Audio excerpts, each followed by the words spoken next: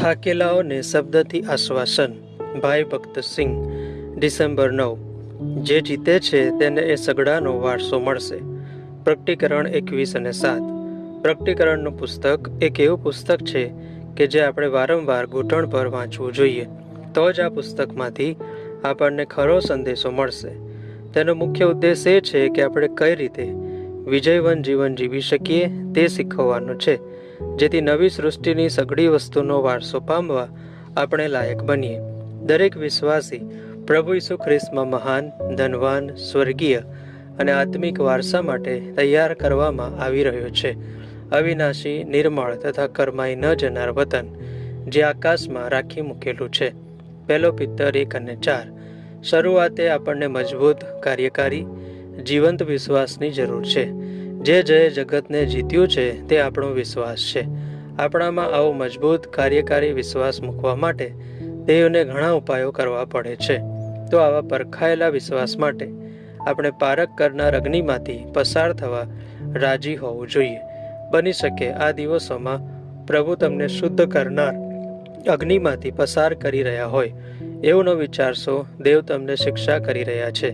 જો તમે ખરેખર નવો જન્મ પામેલા હો તો તમે દરેક દંડાજ્ઞામાંથી મુક્ત છો એવું દેવનું વચન કહે છે. રોમી 8 અને 1.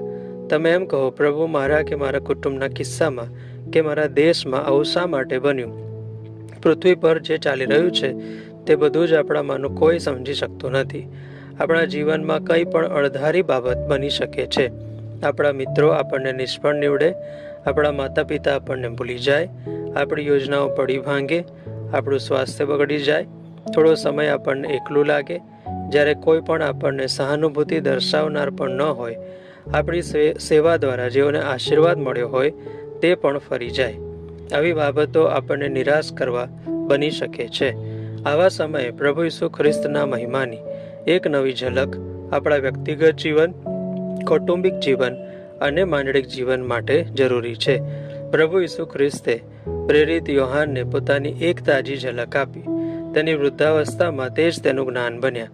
તેને બંદીવાસમાંથી બહાર કાઢવા કોઈ દૂત આવ્યો નહીં. પિતરના કિસ્સામાં તો દૂત આવ્યો, પાઉલના કિસ્સામાં ધરતીકંપ આવ્યો અને જેલને ધ્રુજાવી દીધી. પણ યોહાન તો પાકી વયે એકદમ એકાંત જગ્યામાં બંદીવાન હતો. તેણે સાંભળ્યું હતું કે ઘણાએ પોતાના જીવનો ગુમાવ્યા છે. દેમાસની જેમ ઘણા ખોટા રસ્તે ચડી ગયા છે. તેથી કુદરતી રીતે આવા નિરાશાજનક સમાચારોથી તે ઉદાસ અને નાહિંમત થઈ જાય. પણ પ્રભુ ઈસુ ખ્રિસ્તે પ્રેરિત યોહાનને જવાબ આપવા અને તેને દેવના